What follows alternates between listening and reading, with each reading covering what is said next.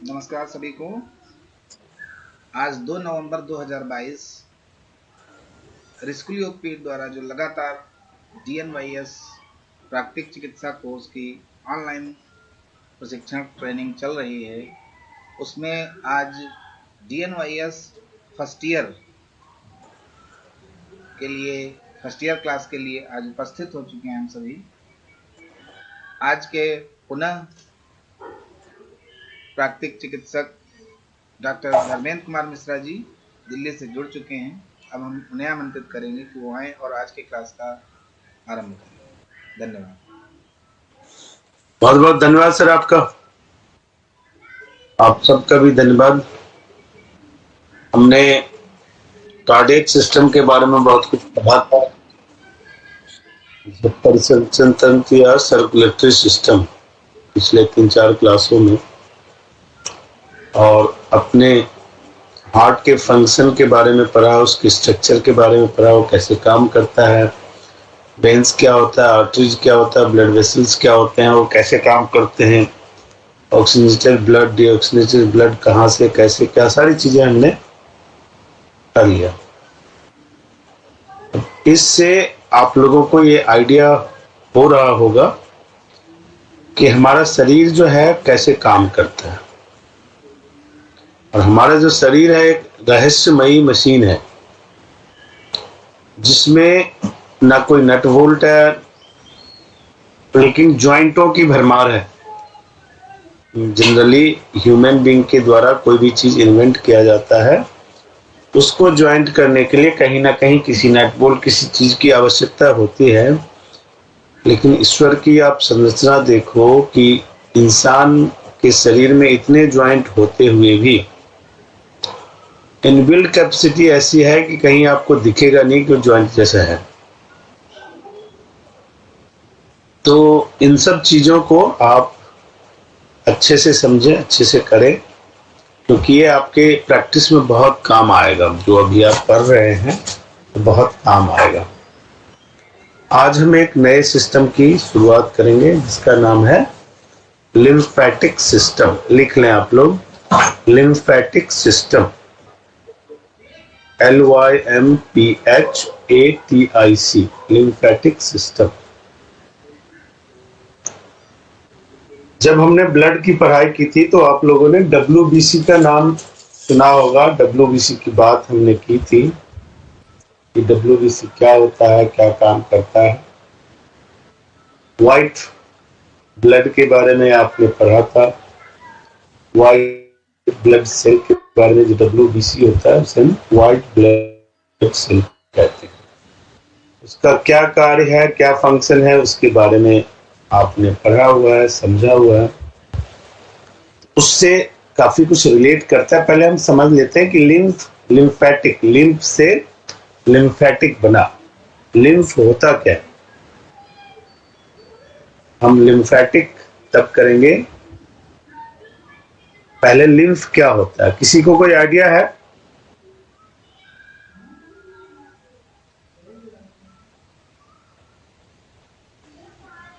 Lymph के बारे में आप सब में से किसी को कोई आइडिया है?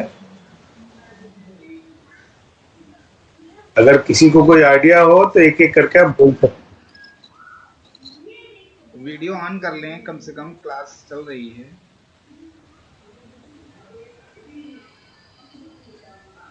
आप सब क्लास में हैं? सब वीडियो ऑफ करके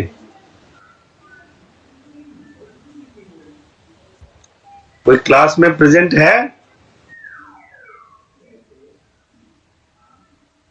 जी सर, प्रेजेंट है सारे। जी। लिम्फ के बारे में किसी को कोई जानकारी है? लिम्फ क्या होता है? लिम्फेटिक, LYMPH, लिम्फ, लिम्फ से बना लिम्फेटिक। सर ये शायद ये एक लिक्विड फॉर्म का सब्सटेंस होता है जो वाइट ब्लड सेल्स को कैरी करता है, और ये बॉडी को क्लीन करके इन्फेक्शन से रिमूव करने में इसका इम्पोर्टेंट रोल होता है, जो थोड़ा बहुत। नहीं, बिल्कुल सही कहा आपने। लिम्फ क्या होता है? लिम्फ एक व्हाइट फ्लूइड होता है। व्हाइट फ्लूइड हमने इसलिए पहले आपसे बोला कि WBC के बारे में हमने पढ़ा था, जब ब्लड के बारे में पढ़ा, देखिए अब जितनी चीजें आएंगी पीछे आपने जो चीजें पढ़ी है वो सब एक दूसरे से कोरिलेट होंगी, तो आपको पीछे की चीज पता होनी चाहिए, तभी आप आगे की चीजों को कोरिलेट करके समझ पाएंगे। और अगर पीछे की चीज आपको नहीं याद होगा ना, तो बस इतना सा होगा कि आप क्लास अटेंड कर रहे हो, लिख रहे हो, लेकिन प्रैक्टिकल एप्लीकेशन में आप इसको कोरिलेट नहीं कर सकते हो। मेरा क्वेश्चन पूछने का यही मतलब होता है कि आप लोग अवेयर हो या नहीं, जो आपने पढ़ाई किया है उसके प्रति अवेयर हो क्या। देखो एक लाइन में अगर हम कहेंगे तो lymph is a kind of white fluid, वो क्या करता है हमारे शरीर से इन्फेक्शन को इरेडिकेट करता है, जिससे हमारा इम्यूनिटी स्ट्रांग रहता है और हम अपने शरीर को अच्छा स्वास्थ्य प्रदान कर पाते हैं, आरोग्य रख पाते हैं। एक लाइन में लिम्फ का मतलब ये है। इस चैप्टर में लिम्फ के बारे में भी डिटेल पढ़ेंगे, इसके काम क्या है इसके बारे में भी पढ़ेंगे, इसके कौन कौन से नर्व्स हैं उसके बारे में पढ़ेंगे, टॉन्सिल के बारे में पढ़ेंगे, थाइमस ग्रंथि के बारे में पढ़ेंगे। तो बड़ी सारी चीजें हैं जो इसमें पढ़ेंगे, लेकिन छोटी छोटी चीजें हैं, हम कोशिश करेंगे कि उसको आपको समझाया जाए और आपको समझ में आए। इस चैप्टर को पढ़ने के बाद आपको ये समझ पाएंगे आप कि लिम्फेटिक सिस्टम क्या काम करता है, उस लिक्विड को समझ पाएंगे, इससे रिलेटेड डिजीज को समझ पाएंगे, उससे रिलेटेड नर्व्स को समझ पाएंगे, थाइमस ग्रंथ की कार्य और संरचना को समझ पाएंगे, टॉन्सिल की संरचना को समझ पाएंगे। ठीक है, अब हम आते हैं,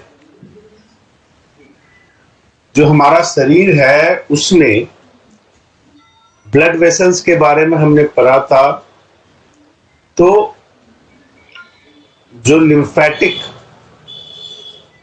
वेन्स का भी एक जाल सा हमारे शरीर में होता है, वो ब्लड वेसल्स के समान ही होता है, जिसमें व्हाइट फ्लूइड बहता है यानी रन करता है।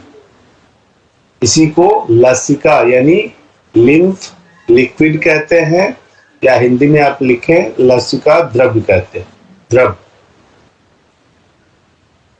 ठीक है, इसके काम क्या होते हैं, जो लिम्फेटिक सिस्टम है उसका काम क्या होता है, लिख लीजिए।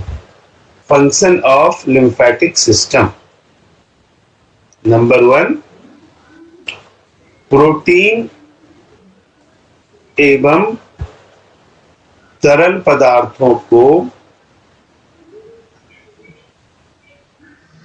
टिश्यूज से ब्लड वेसल्स में वापस लाना, यानी रनिंग ब्लड में लाना। प्रोटीन और अन्य तरल पदार्थों को टिश्यूज से ब्लड वेसल्स में, यानी सर्कुलेटरी वेसल्स जो होते हैं उसमें वापस लाना। दूसरे शब्दों में दूसरा कार्य अगर इसको देखेंगे तो क्या करता है, ब्लड और टिश्यू के बीच ब्रिज का काम करता है, ब्लड और टिश्यू के बीच लिंक का काम करता है।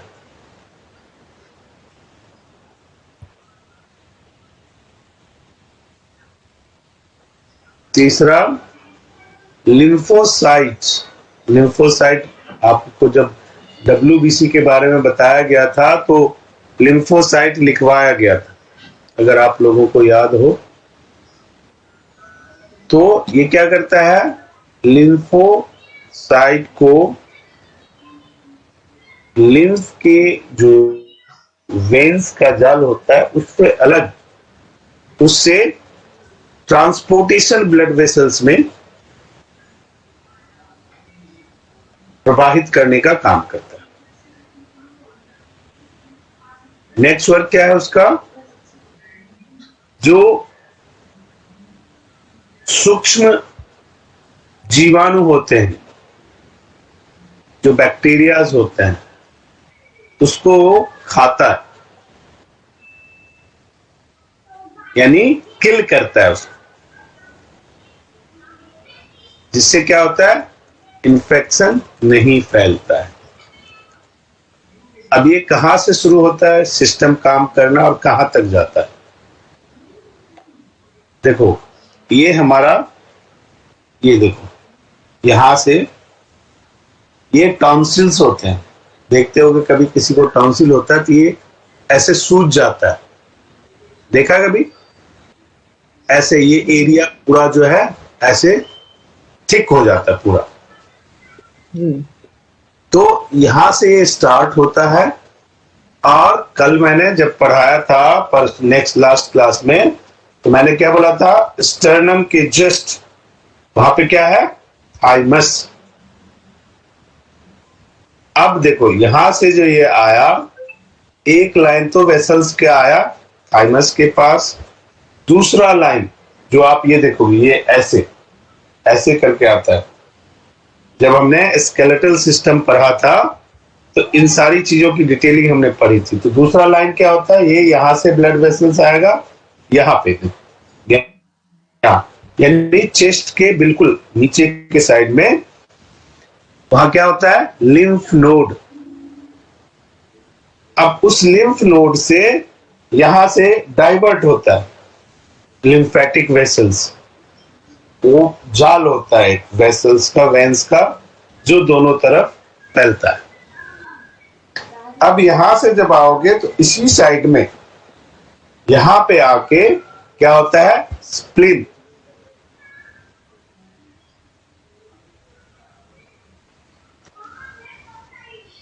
और स्प्लीन से जैसे साथ आओगे आप नाभि की तरफ, तो फिर अपेंडिक्स का नाम आपने सुना होगा, अपेंडिक्स होता है। उसके बाद पैचेज ऑफ लार्ज इंटेस्टाइन होता है। और उसके बाद हमारे शरीर का सबसे लंबा जो बोन है उसको क्या कहते हैं, फेमर। उसके अंदर बोन मैरो होता है। बोन मैरो क्या होता है,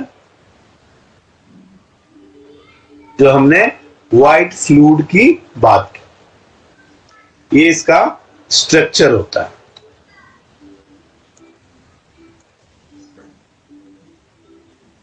अब हिंदी में उसे लसिका बोलेंगे या लिम्फ, लिख लीजिए आप अगर लिखना चाहते हैं तो। लिम्फ प्लाज्मा के समान दिखाई देने वाला एक तरल द्रव्य होता है, द्रव,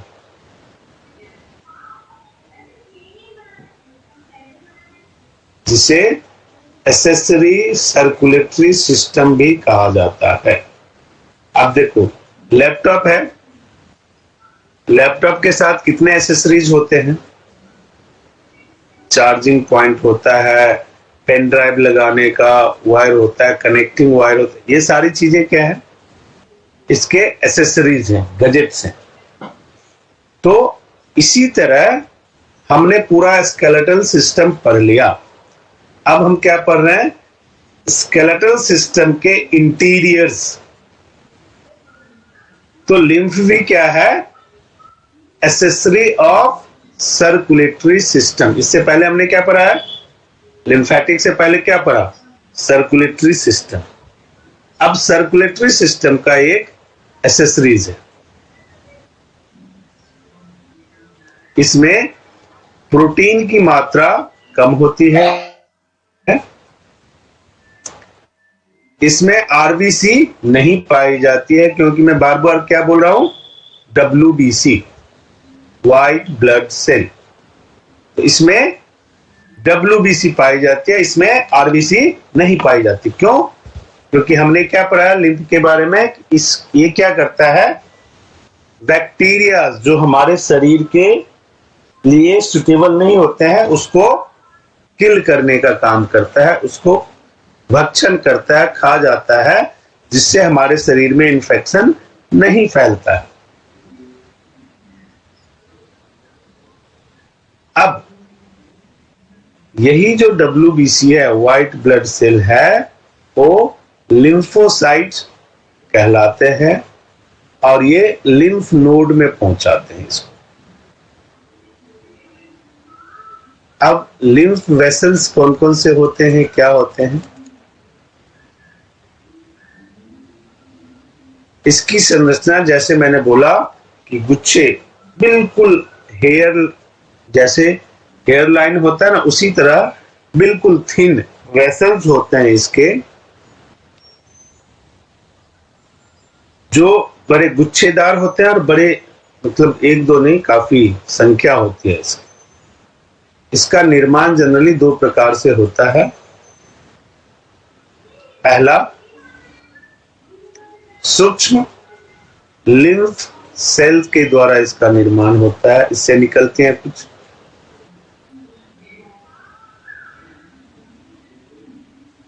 और ये जो बिल्कुल जैसे मैंने बोला कि बड़े हेयर लाइन जो है नर्व्स होते हैं, ये वेन्स होते हैं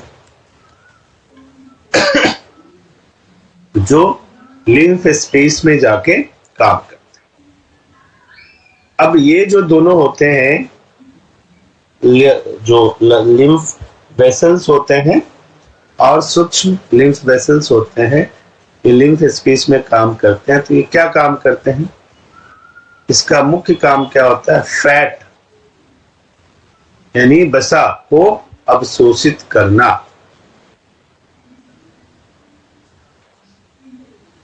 जब ये फैट को अवशोषित करता है, वसा को अवशोषित करता है, तो इसका कलर चेंज हो जाता है।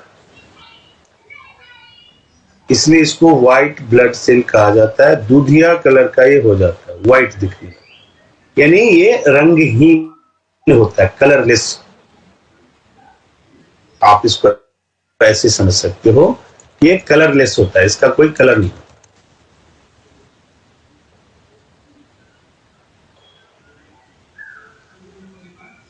ये संजोई ऊतक से बनते हैं, जो लिम्फेटिक टिश्यूज होते हैं उससे बनते हैं।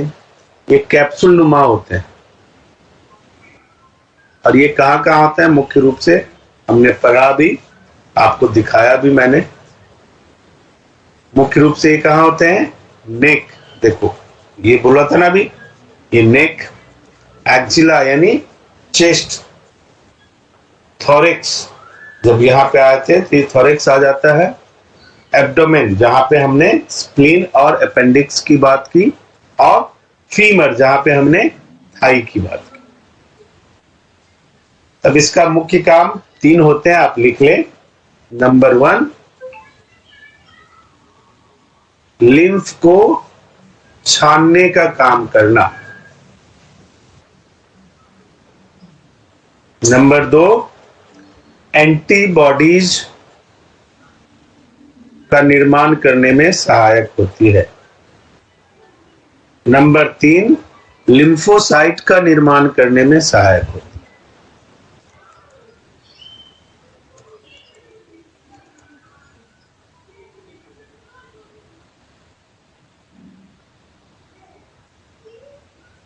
सर नंबर 3 क्या था, एक बार दोबारा से बता दीजिए। लिम्फोसाइट के निर्माण में सहायक होता है।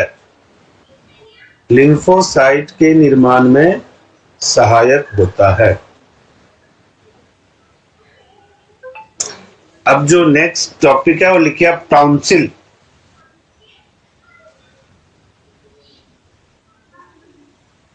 टॉन्सिल जनरली लिम्फेटिक टिश्यू से बनते हैं। टॉन्सिल जनरली लिम्फेटिक टिश्यू से बनते हैं।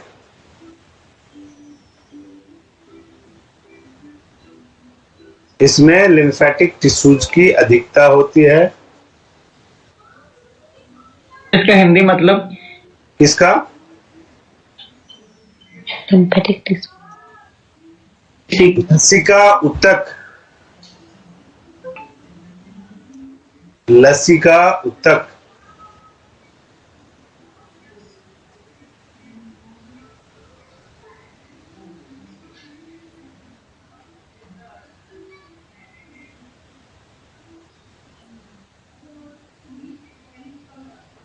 ये जनरली अकेले पाए जाते हैं, तो इसलिए इसको क्या कहते हैं? एकल ग्रंथियां।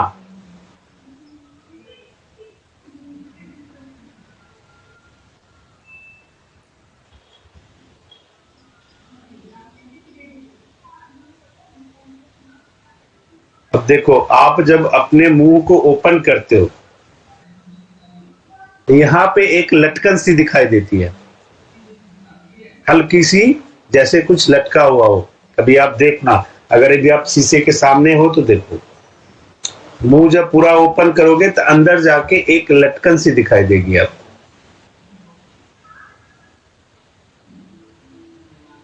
लटकन के ऊपरी हिस्से को एडिनॉइड बोलते हैं।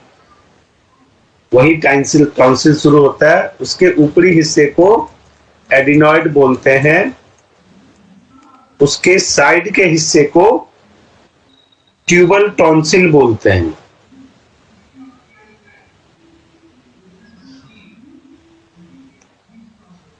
और उसके निचले हिस्से को पैलाटाइन टॉन्सिल बोलते हैं। देखो, जब आप अपना मुंह ओपन करोगे तो समझ लो ऐसे, ये ऐसे आकार बनाता है।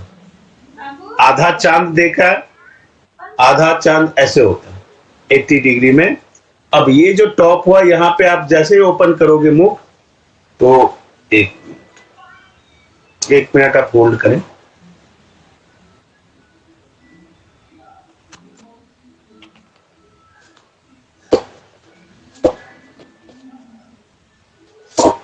मैं भी ड्रॉ करके थोड़ा दिखा रहा हूं।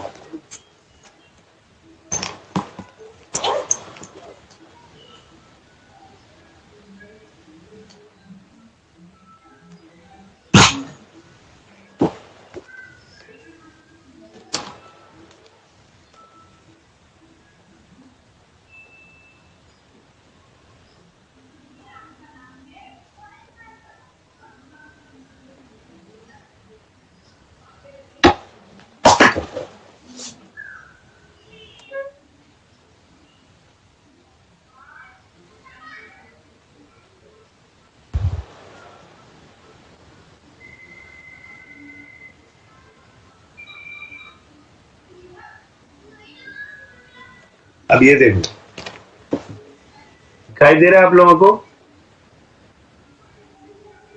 ये आप ड्रॉ कर सकते हो। जब ये लटकन की बात मैंने की, जैसे आप ओपन करोगे अपना मुंह तो इतना सा हल्का सा ये लटका हुआ दिखाई देगा आपको।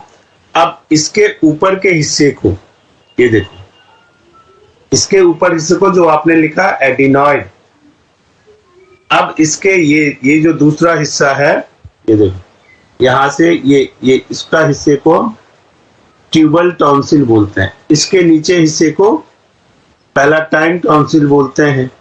अब ये दोनों तरफ होता है, यहां भी, यहां भी, ठीक है। और हमारा जो जिह्वा है वो देखो यहां से है, ये है हमारा जिह्वा। अब ये जो एरिया है, ये देखो जिह्वा का ये जो एरिया है, इसको बोलते हैं lingual tonsil. Tubal tonsil, palatine tonsil और लिंगुअल टॉन्सिल।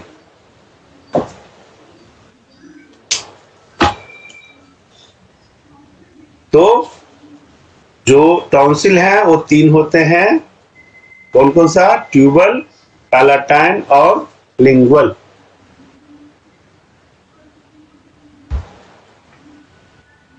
कई दफा आप सुनोगे इसको फ्रेंजियल टॉन्सिल भी बोलते हैं, तो उसमें परेशान होने वाली बात नहीं है।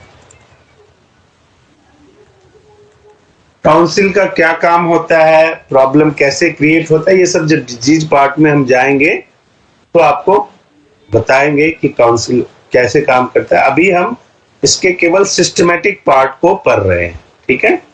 टॉन्सिल जब डिजीज आएगा तो ये किस वजह से होता है, अगर हो जाता है तो उसका नेचुरली प्राकृतिक चिकित्सा में क्या उपाय है, उन सारी चीजों पे हम चर्चा करेंगे तब जब हम डिजीज की बात करें।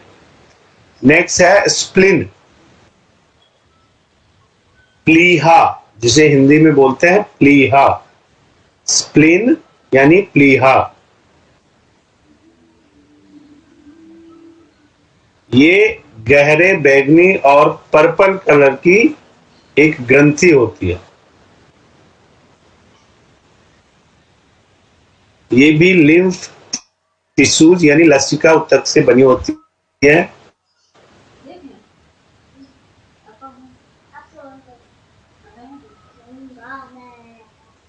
ये जब हमने रिब्स के बारे में पढ़ा था, 12 पेयर ऑफ रिब्स, याद है किसी को? स्टर्नम के दोनों साइड क्या है, जब हमने स्केलेटल सिस्टम पढ़ा था और उसमें एक्जिला के बारे में पढ़ा था, तो स्टर्नम के साथ क्या है, 12 पेयर ऑफ लीव्स। तो ये जो स्प्लिन है वो बाईं ओर हाइपोकोंडियम, नाम लिख लीजिए, हाइपोकोंडियम, जो कहां पाया जाता है, 10th और 11th जो रिब्स हैं यानी पसलियां हैं, उसके पीछे ये स्थित होती है। 10th और 11th रिब्स के पीछे 12 सेंटीमीटर लंबी और 7 सेंटीमीटर चौड़ी, 2 से 5 सेंटीमीटर मोटी, 12 सेंटीमीटर लंबी, 7 सेंटीमीटर चौड़ी और 2 से 5 सेंटीमीटर मोटी होती है। इसकी स्ट्रक्चर की बात हम कर रहे हैं।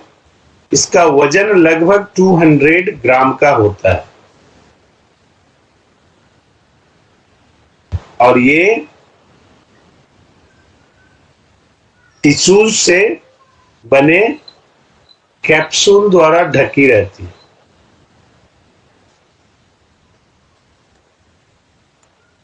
जिसको हम स्प्लिन बोलते हैं। इसकी स्ट्रक्चर है ये।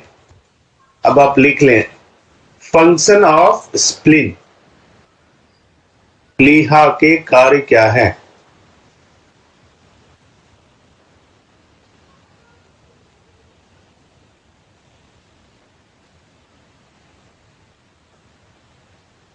कोई बताएगा एक काम? आप लोगों को जब आरबीसी और डब्ल्यूबीसी पढ़ाया गया था तो उस टाइम आपको बताया गया था रक्त कण को मारने का और लेके आने का काम होता है जी। और गुड, चलिए लिखिए, स्प्लीन अपने गर्भ में यानी अपनी ग्रंथि में आरबीसी का निर्माण करती है।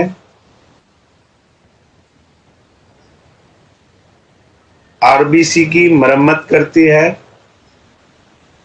जो हमने कहा कि आरबीसी को किल भी करती है, तो स्प्लिन का क्या काम है, अगर उसको लगा कि जो आरबीसी बॉडी के लिए उपयुक्त नहीं है, वीक है, तो उस आरबीसी को क्या करता है, ये मार देता है। तो मरम्मत का में यही सब आता है। तो ये आरबीसी का निर्माण करती है, आरबीसी को की कोशिकाओं की मरम्मत, और लिम्फ कोशिकाओं का निर्माण, एंटीबॉडीज का निर्माण, लिम्फ कोशिकाओं का निर्माण और एंटीबॉडीज का निर्माण।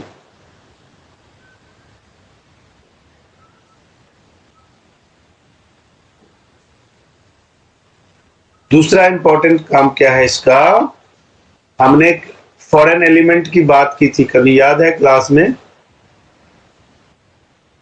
तो फॉरेन एलिमेंटल बैक्टीरिया, उसे जो भी दिखेगा स्प्लिन उसको खा जाती है, ताकि आपके शरीर में फॉरेन एलिमेंट के द्वारा कोई इन्फेक्शन पैदा ना हो सके।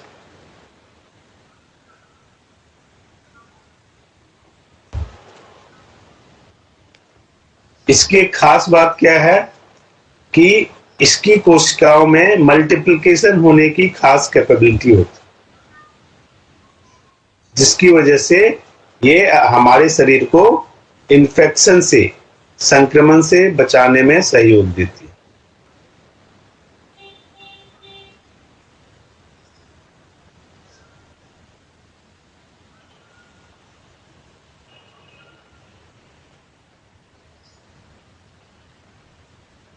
कई दफा आप मेडिकल लैंग्वेज में जाएंगे तो इसको रेटिकुलम रेटिकुलाइडेथिलियल सिस्टम भी बोलते हैं, रेटिकुलाइडेथिलियल सिस्टम।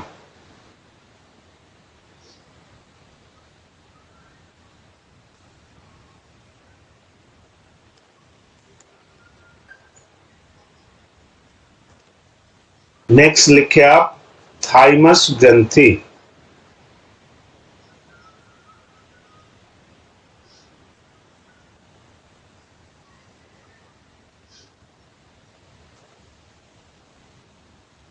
ये भी एक कैप्सूल की तरह होता है,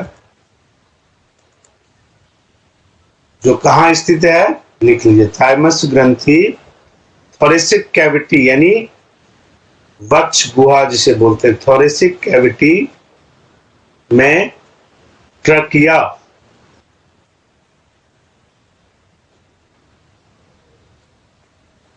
और स्टर्नम के डिवीजन के पीछे पाया जाता है।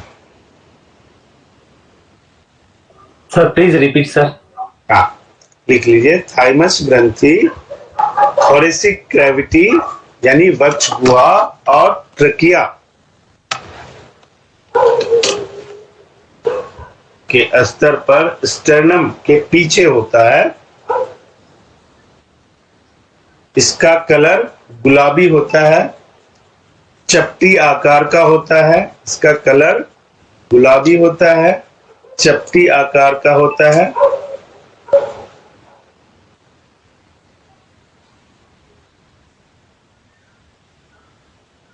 ये देखो, अब जो 3 सेंटेंस में बोल रहा हूं उसको गौर से लिखना भी है, सुनना भी। ये चाइल्ड एज में छोटा होता है, छोटी सी होती है चाइल्ड एज में, यंग एज में बड़ी हो जाती है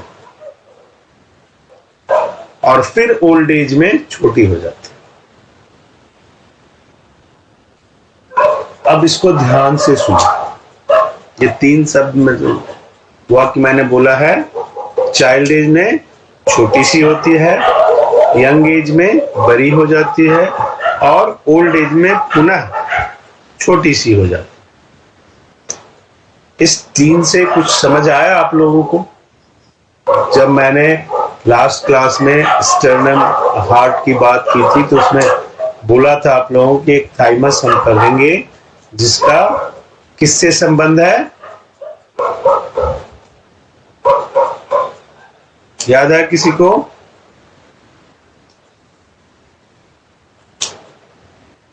हमारे शरीर के रिप्रोडक्शन सिस्टम से इसका डायरेक्ट संबंध है। अब हमने क्या कहा कि जन्म के समय से बाल्यकाल तक यानी चाइल्ड एज में यह छोटी सी होती है। आफ्टर एज ऑफ 14 चाहे वो मेल चाइल्ड हो या फीमेल चाइल्ड हो, उसके शरीर में चेंजेज आने लगते हैं। ये चेंजेस किसके थ्रू होता है? Because of thymus. इसका दूसरा क्या है? यंग एज में ये बड़ी हो जाती है।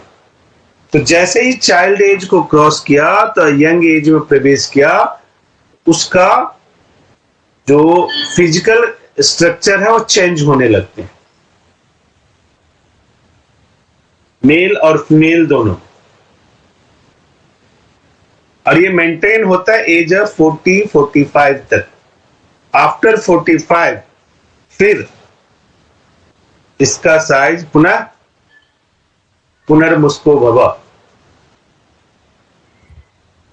यही हमारी एज के फैक्टर को कहते हैं ना कि शरीर में बदलाव समय के हिसाब से, एज के हिसाब से ऑटोमेटिकली होती है।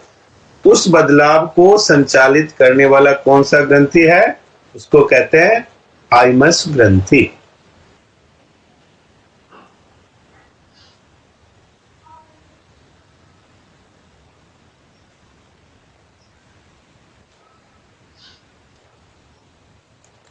अब एक चीज और लिख लें, हार्मोन।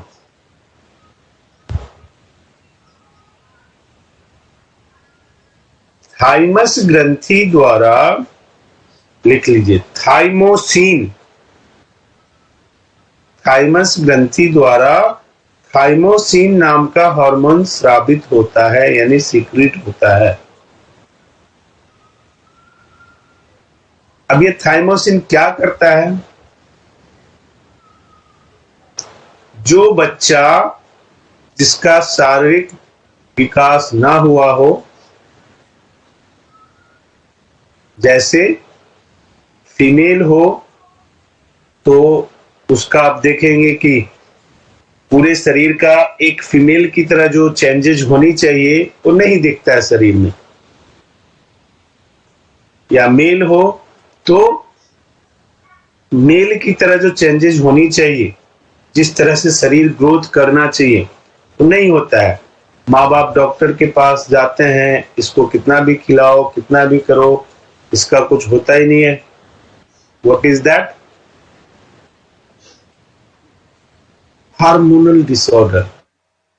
थाइमोसिन एक्टिवेट नहीं हुआ, जिसकी वजह से उसके जो रिप्रोडक्शन सिस्टम के पार्ट्स हैं वो डेवलप प्रॉपर नहीं हो पाए।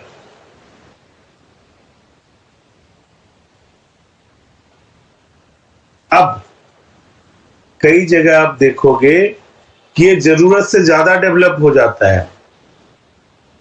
उस केस में क्या होता है? उस मेल या फीमेल चाइल्ड में इस हार्मोन की अधिकता हो जाती है, जिसको हम क्या कहते हैं? Myasthenia gravis. जो प्रॉब्लम होती है उसको कहते हैं मायस्थीनिया ग्रेविस। ये काइंड ऑफ डिजीज है।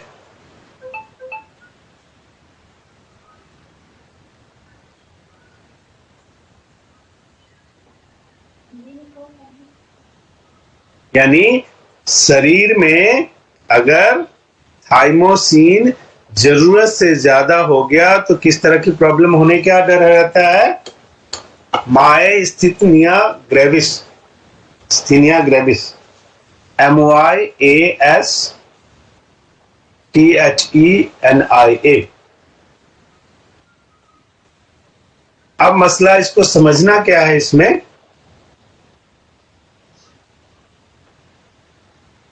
कि अब देख लो, कहीं भी जाओगे तो डॉक्टर के पास आप जाते हो और डॉक्टर कई मेल या फीमेल को आप देखोगे उनके प्राइवेट पार्ट्स प्रॉपर डेवलप नहीं होते हैं। डॉक्टर के पास जाओगे तो डॉक्टर कहता है इसका हार्मोन गड़बड़ है। कौन सा हार्मोन गड़बड़ है? थाइमोसिन प्रॉपर क्या नहीं हुआ? शरीर में समय के अनुकूलता के हिसाब से स्रावित नहीं हुआ, सिक्रीट नहीं हुआ। तो वो हार्मोन नहीं मिलने के कारण क्या हुआ?